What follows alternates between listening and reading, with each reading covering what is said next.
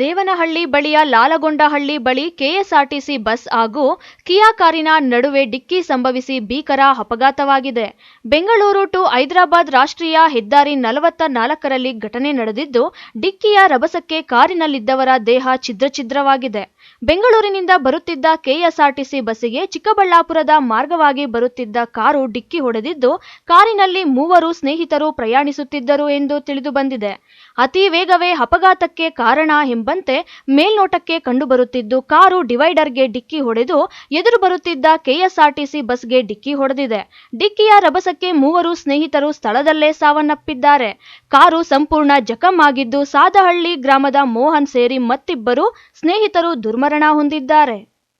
ಮೃತದೇಹಗಳನ್ನು ಸ್ಥಳೀಯ ಆಸ್ಪತ್ರೆಗೆ ರವಾನಿಸಲಾಗಿದ್ದು, ದೇವನಹಳ್ಳಿ ಸಂಚಾರಿ ಪೊಲೀಸ್ ಠಾಣಾ ವ್ಯಾಪ್ತಿಯಲ್ಲಿ ಘಟನೆ ನಡೆದಿದೆ.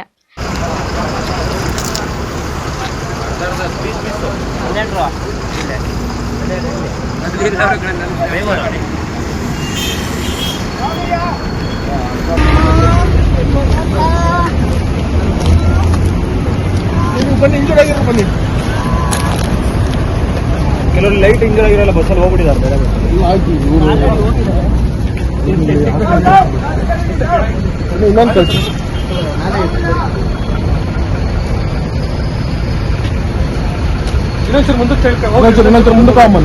ಮುಂದಕ್ಕೆ ಮೂರು ಜನ ಇಂಜುರ್ಡ್, ಇನ್ನೊಂದು ಗಾಡಿ ಬೇಕು.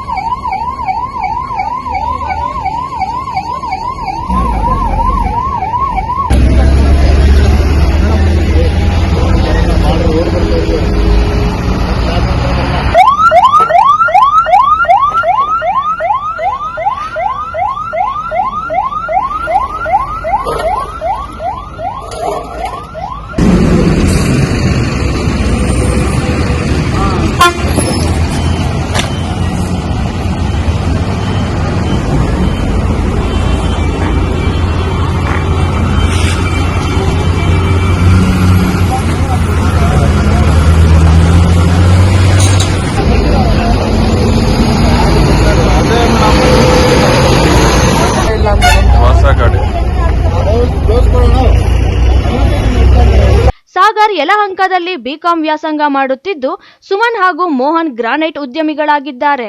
3 ಸಾದಹಳ್ಳಿ ಗ್ರಾಮದ ಸ್ನೇಹಿತರು ಎಂದು ತಿಳಿದುಬಂದಿದೆ. Lakshminarayan, MMTV news bureau, Chikkaballapur.